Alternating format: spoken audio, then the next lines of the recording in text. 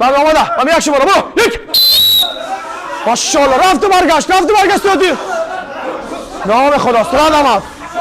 ماشاءالله سراتی. ماشاءالله شیما. آی ماشاءالله شیما. ماشاءالله کوشش کن.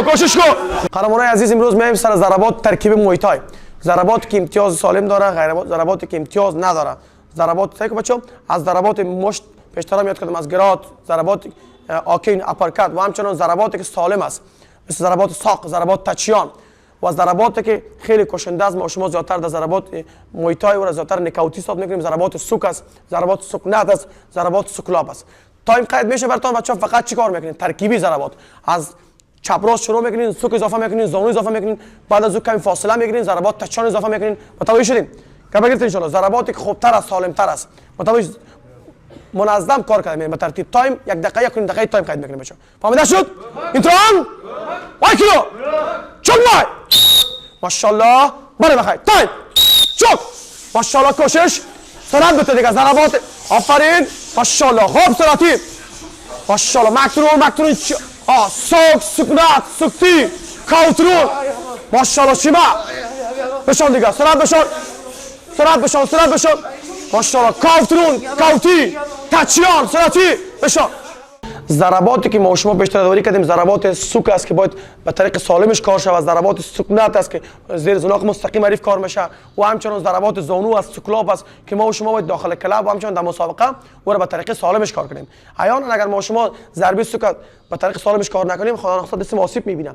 در جریان مسابقه باید منظم ضربات سوک باشه یا ضربات سکلاب باشه، ضرباتی که سالم است منظم کار کنیم. باید ما شما اگر داخل کلاب تمرین میکنیم باید از ضربات زیادتر که ما شما از ضربات زانو و هارین زیاد استفاده میکنیم باید به شکل منظم به شکل سالم کار کنیم. احیانا خدا نخواسته اگر آرنج ما شما درست کار نکنیم دست ما آسیب میبینه. اگر زانو منظم کار نکنیم زانی ما شما آسیب میبینه. اما قسم دست پای که با در موی تای زیادتر چی کار میشه؟ از این ترکیب دست پای از ضربات مشت و خارنج و زانو زیادتر استفاده میشه و همچنان گفتم به شکل امتیازیش که از لگد و دست پایم، چون موی تای 8 مسئله سرد داره که مشت است، آرنج است، زانو است و همچنان پای است که خطرناکترین چیزی در موی تای همین 8 مسئله سرد است که ما شما باید به شکل سالم و درست کار کنیم.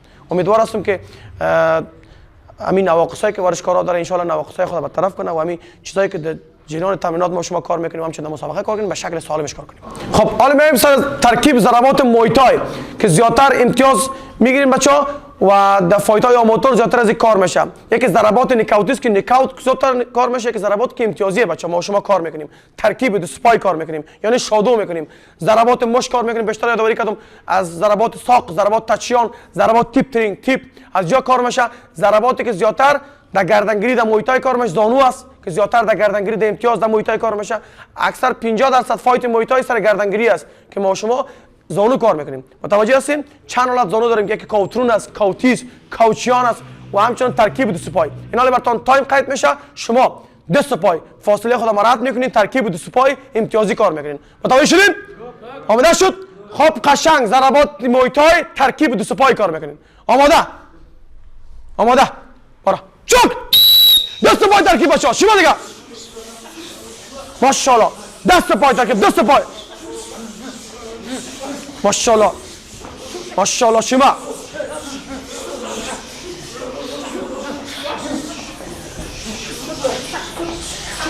ماشاءالله شما سراده شما